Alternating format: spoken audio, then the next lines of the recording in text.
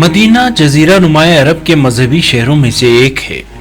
ये शहर हिजरत नबी से कबल यसरब कहलाता था। मदीना मुंतक़ा हिजाज में वाक़ई मुक़द्दस शहर मक्का के शिमाल मशरिक में वाक़ है और मक्का से इसका फासला 450 किलोमीटर है। मदीना इस्लामी हुकूमत का पहला दारुल हुकूमत है। रसूल अकरम सल्लल्लाहु अलैहि वसल्लम ने शहर मदीना को तैबा और ताबा जैसे नामों से नवाजा है। आइमा तारीन अलैहिस्सलाम में से अक्सर की जाए पैदाइश मदीना है। अल्हम्दुलिल्लाह हज जैसी अजीम इबादत की सादत नसीब हुई।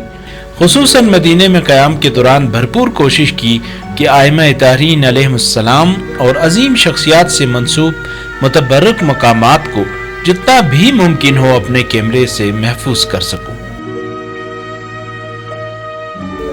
ताकि न सिर्फ लोग इन मकामात के बारे में जान सकें बल्कि जो भी उम्रा या हज के लिए मदीना और मक्का आए उनको भी इन मकामात का इल्म हो सके। आइमा तारीन अलैहिस्सलाम से मंसूब मक्का और मदीना के मुतबर्रिक मकामात के बारे में अपनी नौइयत की ये पहली और मुनफरद डॉक्यूमेंट्री फिल्म है। लेकिन ये याद रखिएगा कि मदीना में बहुत से ज़ियारती मकामात ममनुआ और पोशीदा भी हैं और कहीं भी आपको मुश्किल पेश आ सकती है। लिहाजा दूसरे मुल्क के कानून का ख्याल भी जरूर रखें ताकि आपको कोई परेशानी का सामना न हो। मस्जिद नबवी मस्जिदुल हराम के बाद मुसलमानों के यहाँ दूसरा मुकद्दस मकाम है। मस्जिद नबवी या मस्जिद नबी इस तारीखी मस्जिद को कहा जाता है जिसमें पैगंबर अकरम सल्लल्लाहु अलैहि वसल्लम का रोज़ा मुबारका मौजूद है। मस्जिद नबवी की बुनियाद खुद पैगंबर अकरम सल्लल्लाहु अलैहि वसल्लम के दस्ते मुबारक से सन 1 हिजरी में रखी गई, जिसके बाद मुख्तलिफ अदवार में इसकी तामीर और तोसी का काम जारी रहा। पैगंबर अकरम सल्लल्लाहु अलैहि वसल्लम और हजरत अली अलैहिस्सलाम का दौलत सरा भी इसी मस्जिद के साथ बना हुआ था, लेकिन बाद में जब मस्जिद नबवी की तोसी की गई तो ये मकानात भी मस्जिद में शामिल हो गए। जिस वक्त पैगंबर अकरम सल्लल्लाहु अलैहि वसल्लम यसरब में दाखिल हुए तो आपकी सवारी को आज़ाद छोड़ दिया गया और यह फैसला किया गया कि जहां आपकी सवारी रुकेगी वहीं आपका महल सुकूनत होगा। यूं जहां आपकी सवारी रुकी उसी जगह मस्जिद और आपके लिए क़यामगाह की तामीर की गई। मस्जिद नबवी के अंदर और इसके अतराफ में मौजूद मुख्तलिफ मकामात ने इसकी अहमियत में दोगुना इजाफा किया है, जिनमें पैगंबर अकरम सल्लल्लाहु अलैहि वसल्लम का रोज़ा मुबारक और आपका दौलत सरा और कब्रिस्तान बकी जिसमें सदर इस्लाम के अहम शख्सियात मदफून हैं शामिल हैं। हुज्जाज किराम हज की अदायगी से पहले या बाद में मस्जिद नबवी की ज़ियारत के लिए मदीना जाना अपनी इस मानवी सफ़र को पाए तकमील तक पहुँचने का सबब समझते हैं। जब मस्जिद नबवी तामीर हुई तो इसके बाद रफ्ता रफ्ता मुसलमानों ने मस्जिद के अतराफ में अपने लिए घर बनाना शुरू किए और इन तमाम घरों के दरवाजे मस्जिद के अंदर खुलते थे। लेकिन आप सल्लल्लाहु अलैहि वसल्लम ने खुदा के हुक्म की बुना पर हजरत अली अलैहिस्सलाम के घर के अलावा मस्जिद नबवी में खुलने वाले तमाम दरवाजों को बंद करने का हुक्म दिया था। इस मौके पर रसूलुल्लाह सल्लल्लाहु अलैहि वसल्लम ने जिन अल्फाज के साथ इस हुक्म इलाही को बयान किया उसे हदीस सदुल अबवाब कहा जाता है।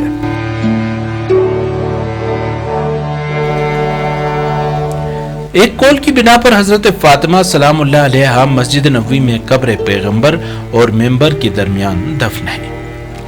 कब्रिस्तान बकी का मस्जिद नबवी सल्लल्लाहु अलैहि वसल्लम के करीब वाक़ होना भी अहमियत रखता है, जहां आइमा मासूमीन अलैहिस्सलाम में से 4 आइमा भी दफन है। रसूल खुदा सल्लल्लाहु अलैहि वसल्लम ने इस मस्जिद में नमाज पढ़ने का सवाब बयान करते हुए फरमाया कि मेरी इस मस्जिद में एक नमाज खुदा के नज़दीक 10,000 नमाजों के बराबर है, मगर मस्जिदुल हराम में एक नमाज 1,00,000 नमाजों के बराबर है। मुसलमानों की अक्सरियत इस बात के मुतक़िद हैं कि हज़रत फ़ातिमा सलामुल्लाह अलैहा बकी में दफन हुई थी, लेकिन अक्सर शिया अहादीस के मुताबिक आपका महल दफन को आपका घर ही करार दिया गया है, जो इस वक्त मस्जिद नबवी में शामिल हो चुका है।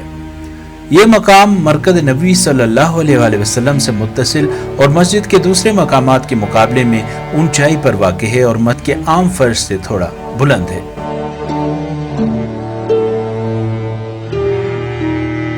صدر اسلام سے دور حاضر تک مسجد نبوی کے دروازوں کی تعداد اور ان کے شکل و شمائل میں تبدیلی آتی رہی ہے۔ شروع میں مسجد نبوی کے 3 دروازے تھے، اس وقت مسجد نبوی کے تقریباً 86 دروازے ہیں۔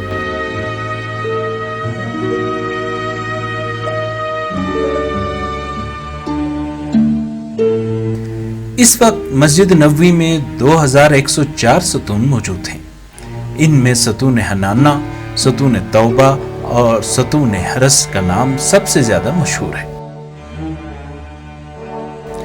پیغمبر اکرم صلی اللہ علیہ وآلہ وسلم شروع میں کھجور کے ایک درخت کے ساتھ ٹیک لگا کر مسجد نبوی میں خطبہ ارشاد فرمایا کرتے تھے۔ 7ویں یا 8ویں سنہ ہجری میں آپ کے لیے ایک ممبر بنایا گیا۔ مختلف ادوار میں مسجد نبوی کی تعمیر کے ساتھ ساتھ اس کا ممبر بھی تبدیل ہوتا رہا۔ 998 ہجری میں سلطان مراد عثمانی کی طرف سے ایک ممبر بھیجا گیا جو اس وقت تک موجود ہے۔ مسجد نبوی کے کئی محراب ہیں، جن میں سب سے زیادہ مشہور محرابیں یہ ہیں۔ محراب پیغمبر، شروع میں پیغمبر اکرم صلی اللہ علیہ وآلہ وسلم کے لیے مسجد نبوی میں کوئی محراب نہیں تھی، لیکن بعد میں جہاں آپ نماز پڑھا کرتے تھے اسی جگہ ایک محراب تعمیر کی گئی جو مسلمانوں کے لیے خاص احترام کا حامل ہے۔ ستون تہجد کے ساتھ وہ مقام ہے جہاں پیغمبر اکرم صلی اللہ علیہ وآلہ وسلم نماز شب، عبادت اور شب بیداری فرمایا کرتے تھے۔ اس جگہ پیغمبر اکرم کے احترام اور آپ کی یاد میں ایک محراب بنایا گیا جو محراب تہجد کے نام سے مشہور ہو گئی، جسے آل سعود کے دور میں خراب کیا گیا۔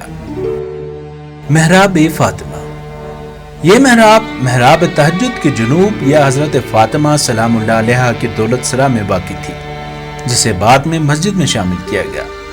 امام حسن مجتبی علیہ السلام فرماتے ہیں، میری والدہ گرامی حضرت فاطمہ سلام اللہ علیہا کو ایک دفعہ شب جمعہ کو صبح تک محراب میں کھڑی ہو کر مومن مردوں اور عورتوں کے لیے نام لے کر دعا کرتے ہوئے دیکھا۔ میں نے پوچھا، آپ کیوں اپنے لیے دعا نہیں کرتی؟ اس وقت آپ نے فرمایا، بیٹا پہلے ہمسایوں کے لیے پھر اہل خانہ کے لیے۔ منبر رسول صلی اللہ علیہ وآلہ وسلم اور حجرہ مبارک کے درمیان کا حصہ ریاض الجنہ کہلاتا ہے۔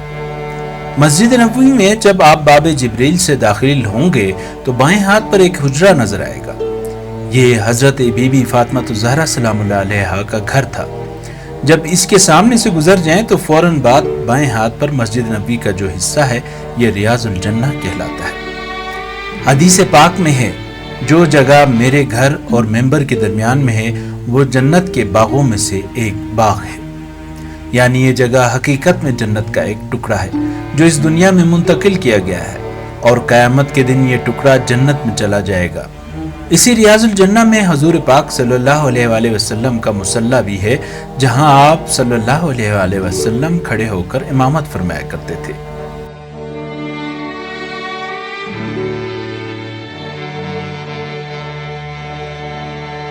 حضرت فاطمہ الزہرا سلام اللہ علیہا ہجرت کے بعد مدینے میں اپنے والد ماجد رسول اللہ صلی اللہ علیہ وآلہ وسلم کے ساتھ ابو ایوب انصاری کے گھر میں تھی۔ آپ صلی اللہ علیہ وآلہ وسلم نے اپنی زوجہ سودا کے لیے گھر کا انتظام کیا تو حضرت فاطمہ علیہ السلام وہیں منتقل ہوئیں، اور جب آپ صلی اللہ علیہ وآلہ وسلم نے ام سلمہ کے ساتھ شادی کی تو اپنی بیٹی کو بھی وہیں لے گئے۔ امام علی علیہ السلام نے ام سلمہ کے گھر میں آپ کا رشتہ مانگا، اور اس کے بعد امام علی علیہ السلام نے مشترکہ زندگی کے لیے مستقل گھر کا انتظام کیا۔ اور مورخین اور مدینہ شناسوں کے بقول امر مسلم ہے کہ فاطمہ سلام اللہ علیہ کا گھر رسول اللہ صلی اللہ علیہ وآلہ وسلم کی قبر اور ستون تہجد کے درمیان واقع تھا۔ کچھ روایات کے مطابق حضرت فاطمہ الزہرا سلام اللہ علیہا کو اسی جگہ دفنایا گیا جہاں ان کا گھر تھا۔